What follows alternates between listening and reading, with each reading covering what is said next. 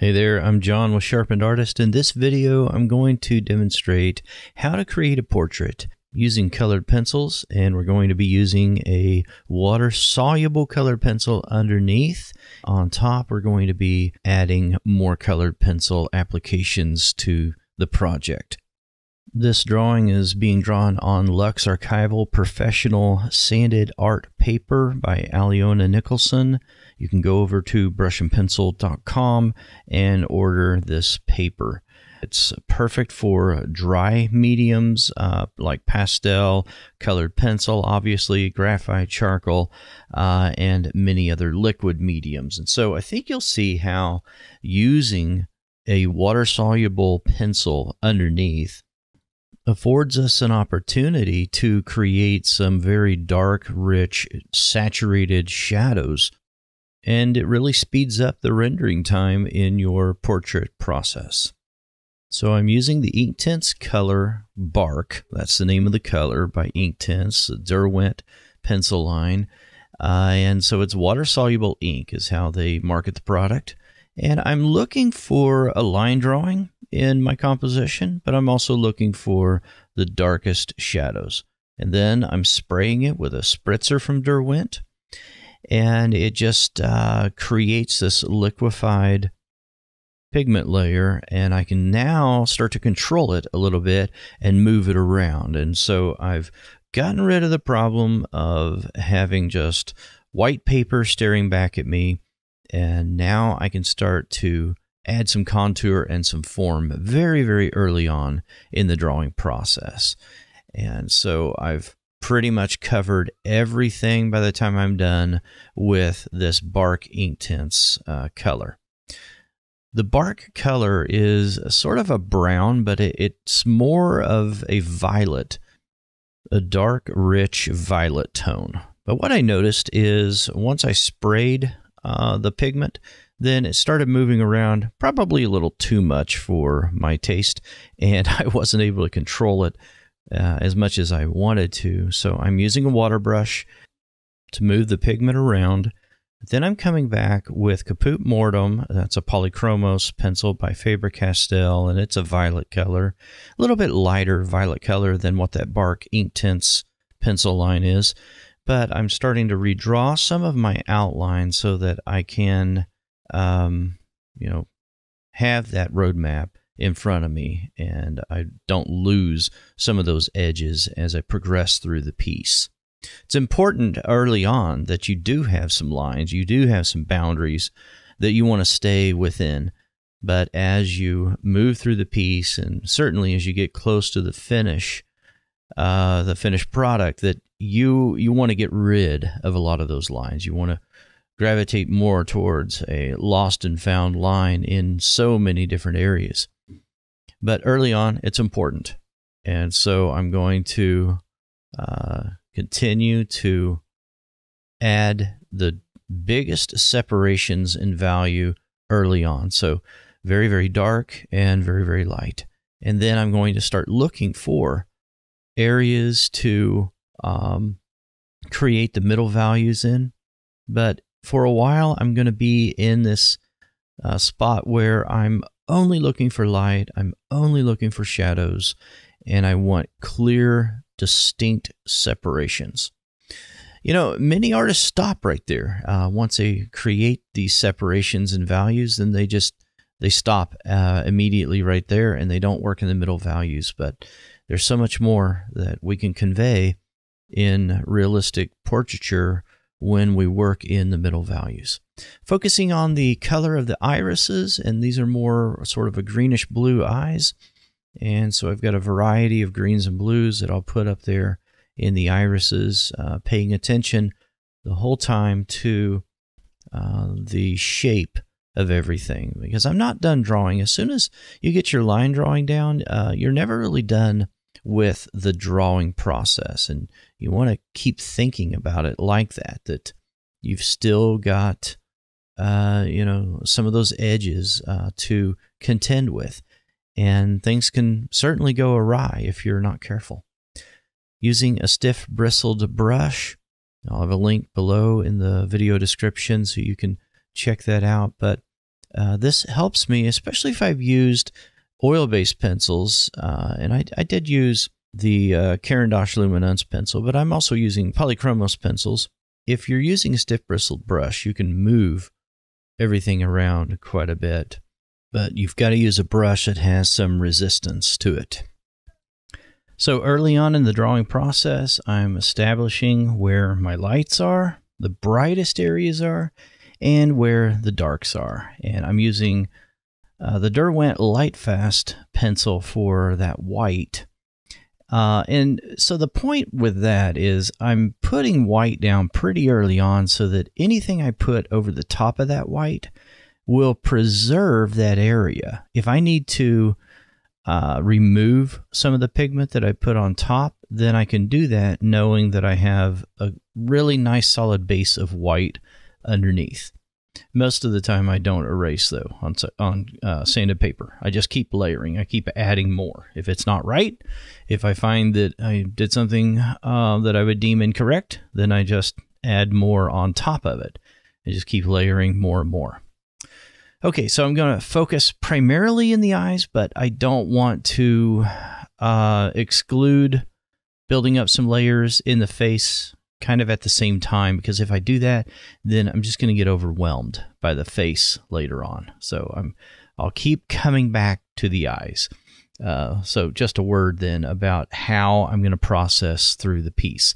I want to hit everything primarily at the same time. That's usually the way that I work through portraits, but I'm also trying to focus on certain features at one time, and the eyes are typically the thing I'm going to focus on the earliest, and then the most often. I'm going to come back to the eyes. I'm going to keep coming back to the eyes to make sure that they're looking good. Because if I don't do that, I may wait till later in the drawing, and then it's overwhelming, or I run out of steam, and I may just give up before it looks the way that I want. I don't want that to happen. Okay, so reestablishing the shadows mostly and primarily over there on the left side of the face, her right side, and using really just some pretty muddy type of colors. And so if you've got Merlot in Derwent Lightfast, that's a good one. There are others. Mars Violet is another good one. Caput Mortem, obviously, that we talked about earlier, is a good one. Using soft tools now, if you noticed on the face, that's another good blending tool to use in colored pencil on sanded paper. You can use it with some moderate success on paper as well. But on sanded paper, you don't want to use the soft tools too early, because you'll just scrub up and destroy the sponge on the end of the wand. So that doesn't do you much good if you're just tearing it up the whole time. That's the reason why I use the stiff bristled brush earlier. And then once I've built up enough pigment, then I'll come back with my soft tools later on. Coming back up there to those eyes, I'm just trying to add a little more warmth, and I want to think about balance the whole time as well in both of the eyes. So I want to look at both sides of the face the entire time. And I want to make sure that those tear ducts are lining up, and so that the eyes look like they belong together. And you say, well, you've already drawn that early on. Yes, that's true. I drew the outline of where the eyes are. But as you start shading and you start adding color to your piece, you can lose some of those edges that you established early on. And so you want to keep moving back and readdressing the edges and the lines that you have already laid down, because that's your roadmap, and you want to keep reestablishing that roadmap. It's surprising how much something can shift just by adding some shading to it. All right, so primarily what I'm using for the skin on this piece is Burnt Ochre 10% in the Luminance pencil by Caran d'Ache. Adding a deeper red around the lips, around the chin and nose area. That middle section of the face, I'm always going to have a lot more red in that area. And then whenever I'm coming back in there with like my ivory and the polychromos line, I'm looking for subtle and gentle highlights, and I'm trying to find those. And you know, I don't have to be very measured or calibrated about it, but I have to be generally correct on where a highlight is. And so I can just kind of scribble it in. If you haven't noticed already, I'm kind of scribbling once in a while, and that's okay on this type of paper, because you can come back in there with your brush or with your soft tools, and you can move it around and put everything where you want it. You can blend it out. It's not going to look haphazard when you do that. There's something that looks really intriguing about the sclera when you've got a light source coming from the side, more of a horizontal light source, like we've got in this case. And what's interesting about it is you've got a semi-transparent glow that happens on the sclera. And to take advantage of that, I mean, you don't even have to have a reference that is showing that in order to put that in your drawings. I mean, that's something that you can include regardless. So keep that in mind. I mean, take advantage of, you know, what you know about the anatomy. And the more you study the anatomy as a portrait artist, the more you'll be able to use creative license in that way. And you'll be able to decide and make some decisions based on, you know, what you like, what your preferences are, and what you want to depict.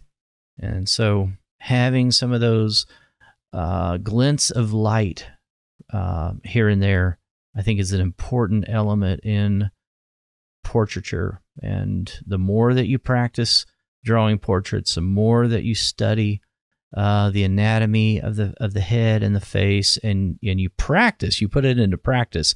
You don't just study it and forget about it, but you put it into practice, then the more you're going to be able to you know, make decisions independently, and you don't have to be a slave to the reference, as some like to say. Okay, trying to hit the hair a little bit as well, hitting the hat also, but I want to keep coming back to the face. It's, you know, it's more gray right now than what I want, and I have to remember that I'm not done. I've got more layers that I'm going to put on top of this. So I want to keep thinking about the finished piece and where I want all of these layers to go. So I'm adding a little more of a reddish color. You know, I want to think in terms of red and yellow and blue, or a brown, a darker color, or even violet. And really in this case, we thought more in the direction of violet. So I was thinking more about violets as I was adding the dark elements to the piece. Sometimes I think we can get overwhelmed, though, by just thinking about different skin types. And, you know, the skin type is not going to matter as much as the lighting of your particular pose, and the lighting and the emphasis of color of light, and all of those things that make up this particular pose with this particular set of shadows and of the light source. You're thinking about all of those things because it changes, you know. If I used a different color of light, or I was using natural light as opposed to light that's diffused from indoors, then it would change significantly the way that this skin would appear. Remember, skin is highly reflective. Some skin's more reflective than others. And as an artist, we want to look for those subtleties. We want to identify all those little tiny things that we see in skin. All right, so I'm adding more of those highlights, and as we get close to the finished piece, you know, we're about the midway point here in the drawing, but when we start getting closer towards the finish line on a piece, then I don't want to scribble anymore, and I want to think like a sculptor. And I want to look at all of the different features and think about how they're interrelated to each other. They're connected. And I want to think about the highs and the lows, the valleys, and all of that. You know, you want to think about what's over on top of something, what is obscuring something, what will be catching more light. All right, adding some powder blender in there just to give me a little more room to be able to add some more layers. We're getting close to filling up all the pigment on top of the piece. And so powder blender will do that for us. It will give us some more room, especially when we're using polychromos pencils, and it works really well with the Derwent Lightfast pencils as well. So looking at some of the subtleties within the mid-range values, and then I am going back and adding more of the dark range as well, especially over there on the left side of the face. But you might notice that I'm using a maul stick. I don't always do that, but I thought in this case it helped a little bit. It just keeps your hand off of your drawing surface and allows you to work pretty quickly and not think about so much where your hand is, but it allows you to just float your hand over the top of your drawing. With the way mine's set up, I have to hold the bottom of the stick with my other hand, and that's fine. It takes a little bit of getting used to, though, if you're not used to working in that way. Okay, using some of the pink colors now from Polychromos. These are a good choice to use when, I'm not talking about pink in particular, but the Polychromos pencils in particular, when you've got powder blender down. It will smooth out any of the issues that you may be having on the skin surface where things are starting to look grainy. I keep wanting to come back to that nose and model the nose. I want to render this and think about it as a three-dimensional form, on this flat surface, and keep working the darks and the lights. But then as I do that, and as I correct maybe where they're located, then I also want to move into the mid-range values more and start being more exact on the tonal shifts within the mid-range area. If I don't start thinking about that right now, then when am I going to do it? I've got to start doing that right now, and getting all of those in the right spots. So putting a little makeup on her eyes here. I mean, she's got a little bit of makeup, so I want to make sure that I add a little bit of tonal color and have some warmth in the eyes. I don't want to go overboard with anything like that, but I do want to show it. So when I'm looking at that eye over there on the left, as bright as I may think I want to make it, I can still get away with making it darker, even overall darker than the one on the right, because it is farther away from the light source. And so if I look at something in real life, a lot of times something is going to look, most of the time I would say, something that is a farther distance from a light source, it's going to be diminished in its brightness, in its saturation and clarity, and we're not going to see as many highlights. We're not going to see as harsh of shadows in something that is farther away from the light source, because it's not going to reflect as much light. There's going to be more gray in it. There's going to be more purple, more blue in something that is farther away from the light source.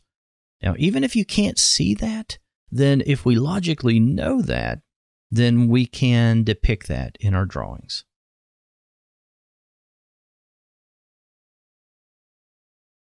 All right.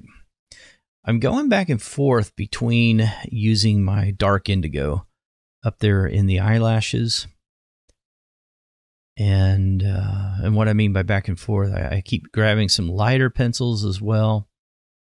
Just trying to shift everything and mold it in the direction that I want. And I'm using, I think, the full spectrum of the Polychromos flesh colors, what they call flesh colors, I believe. So the light flesh, medium flesh, and dark flesh. I don't necessarily agree with those colors as being flesh colors. I kind of wish pencil companies wouldn't do that, but, you know, that's all right.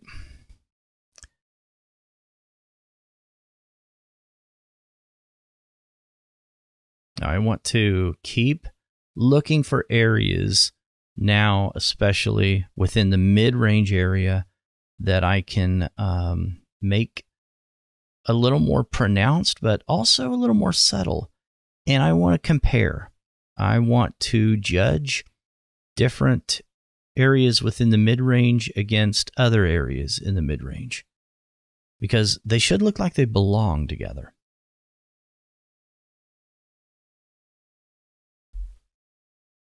If I can't find something in the mid-range values and the tonal values to compare against another area, for example, if I'm looking at right above the eyebrow over there on the left, if I can't compare that subtle little difference between the brow ridge to something else in the face, then I have to just follow the reference and just try to determine on my own how dark or light it needs to be. Now, in the hat, I'm starting to render that hat. I'm mostly using Mars Orange, not Mars Orange, Mars Violet in the hat. I just said Mars Orange to see if you're paying attention. Just kidding. Okay, and then I'm also using my Chinese white with a Derwent drawing pencil because it is a white hat. And I'm not going to draw this hat perfectly. I don't want it to be about the hat. I want it to be about the face and the eyes mostly. And so I'm going to suggest the hat. I don't want it to be an eyesore. I don't want it to look just so incorrect that it draws your attention and makes you think, well, what happened up there? He forgot about the hat. You know, I've done that a number of times. So that's something that I think as artists, we always want to be on guard against, is trying not to just skip over something, gloss over an area and hopes that it'll go away or something like that. But we need to give it the attention that it deserves and make sure we depict it with as much care as we do anything else. But in those focal point areas like the eyes, most of the viewers are going to be staring at that. They're going to be looking at that quite a bit. And so we have to make sure that we spend enough time in that area to make it look realistic. So I can come back in here and I can add a very bright red right there on the Terminator line, on the nose, maybe some other areas, but especially right in there where I see the light starting to shift from light to dark. It starts to turn. And so I can add a lot of warmth in that type of area. And that, I think, adds a lot to the realistic look of the entire piece when we do that. I don't want to forget about forming anything inside shadows. And so the other side of the nostril, the other side of the nose over there on the left side, I don't want to just forget about it and act like it doesn't exist. I want to go in there and I want to create something inside there that looks like the other side of the nose. If I don't do that, then it can start to look flat and unfinished, not formed, like it's, missing something. I want to be careful whenever I'm rendering eyelashes, and I want to look at the direction of the growth of the eyelashes. I want those to anatomically be correct, where they're coming out of the correct area of the eyelid. They're not coming from the eyeball itself. Once in a while, you'll see that from time to time. So I want to pay attention to those things and make sure that it looks as realistic as possible, and that I'm not getting haphazard or lazy about certain things in the anatomy. Those little subtle things sometimes matter quite a bit.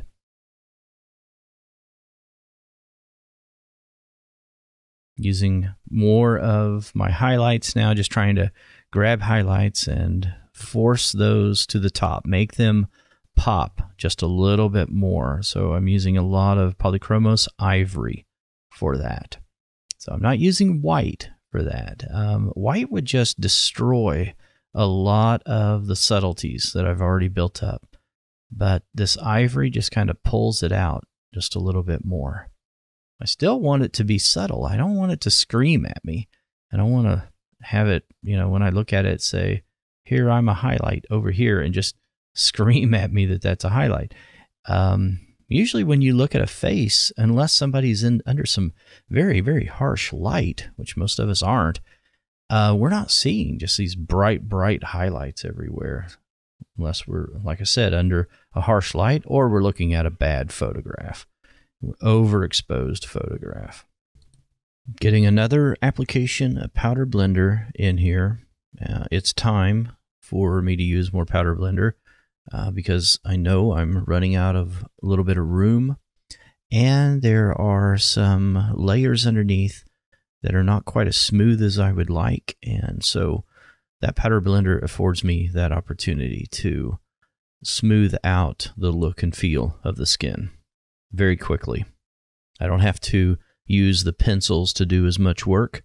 I can use some of that solution to be able to smooth that out. All right, so I'm also looking for some accent areas where I can create some curve and some dimension over on the edges of the face. So I want to make sure that I do that as well. I'm looking at all of those things and trying to figure out what needs my attention as we get close to the end of the drawing process. So I want to be very, very critical, look at everything, and make sure that I'm not leaving anything out. So I'm looking a lot then in the middle values at this point. By now, I should already have established all of the darkest values, all of the lightest values, and so I want to look at the middle values, and I want to look at color, but I also want to look at just some of the areas where I can add more color, I can add more range, and I can create more curve, dimension, and a soft gradual gradation within the middle values, because I believe that that's one of the strongest areas in creating realism, is in the middle values. If I can't create something that looks convincing and there's a balance between some of those subtle middle values, then I run the risk of it not looking as representational as it otherwise could. You'll notice I'm still going up there to the eyes. I just keep looking at the eyes, making sure I'm readdressing the eyes and making them look as realistic as possible. They are the focal point, so I don't want to just feel like, I've got them done. I don't ever have to look at them again. I want to keep looking at them and making sure that they're looking convincing. using the chocolate from the Derwent drawing set. Such a good pencil. Nice, soft, waxy pencil. And when I get close to the end of the drawing process, that's when I will bring out a lot of those softer pencils for the top application. And I'm using, you know, a lot of wax-based pencils using my Caran d'Ache Luminance pencils, even though I put Powder Blender back on here again. There's nothing wrong with that.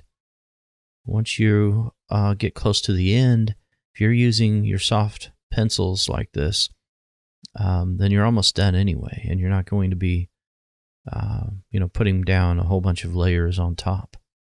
So it's almost time to spray the piece. So I can start using those softer pencils and thinking about all of the finishing touches, which is my favorite part. This is the part that you love. This is the part you're wanting to get to so bad, because I don't know. There's so much fun. Just, you know, working on the icing, working on the glitter, working on, you know, just those finishing touches, placing the arugula or placing the sprout of parsley, that kind of thing. That's what we're doing here in the final stretch.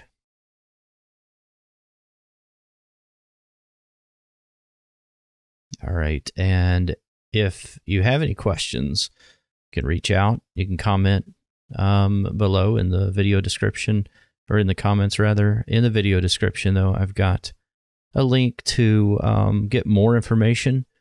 You're always welcome to join us over there in Monthly Sharpener. You'll have a longer play version of this particular video, slowed down. You can see everything more clearly, and we start at the very, very beginning. And, you know, instead of cutting into it like we did here, if you're looking for more instruction-based learning, then a colored pencil course is probably a good thing. And we've got you covered there as well over in Sharpened Artist Academy. If you're interested in LuxArchival paper and learning how to use colored pencil on top of this particular support, then there's a course over there in the Sharpened Artist Academy on how to use the LuxArchival paper. So I'm still looking for that nice soft gradation in the tone and the value. So that's the reason why I'm looking at all of these areas with a critical eye and using my lighter pencils now to be able to create the form and the dimension that I need. And you notice I keep coming back to two pencils in particular, and those are the Polychromos Ivory pencil and the Caran d'Ache Luminance Burnt Ochre 10%. You just can't go wrong with using those particular pencils. Finally, you know, I want to use some of my softer pinks and white sparingly. I want to use white just to shift things in a lighter direction with that white. Same thing with the pinks, though. I'm shifting it over in a warmer direction when I'm using pink. And so right at the edge of where the shadows are starting to begin, or the light is no longer reflecting off of the skin, those areas, I want those to be very, very warm. I keep coming back also then strengthening the darkest values, and so I'm using mostly that dark indigo by Polychromos and the chocolate color as well in Derwent drawing. Using the AFMAT battery-operated eraser just to get a little more visual interest in the eyes, just adding a little more white there so they'll pop just a little bit more.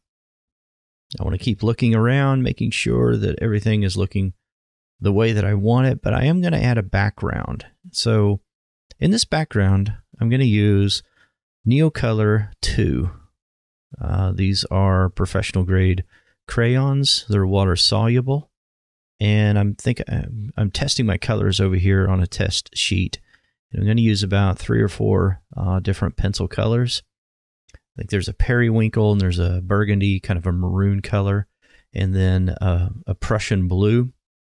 And what I'm doing there is just creating over on the lit side of the hat, the strong highlights over here on the right side of the face.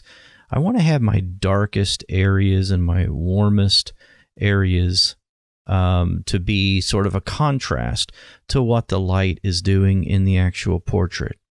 And so if I'm on the lit side of the face, then I'm thinking about cool colors. If I'm in the shadows over here on the right side of the face, or the left side of the face rather, then I'm thinking about some warmer colors in the background over there. And so I want a soft gradation though. I want it to look like it belongs together. And so I want to marry those two colors up with this soft in-between color. I'm talking about the burgundy and the Prussian. I want there to be a marriage of the two, and I'm using that periwinkle really to do that and sort of blend all of that together with that periwinkle sort of being the catalyst for that. So I hope that makes sense. Looking for a few little highlights before we sign it and spray it and say we're done. So looking around for just a few little areas that I want to make sure look the way that I want them to. Allowing that background to dry there. If you've not used the Neocolor 2 pencils before, or they're crayons really, they're so fun to use. You can get addicted to those. You want to use them everywhere after you've used them for a little while. They're just a lot of fun. They're very easy to use, but it affords you some opportunities with blending something that's very large just so quickly. I can get that done in half the time that it would take me to do in colored pencil. I hope you enjoyed this. Reach out if you have any questions. And as always, stay sharp.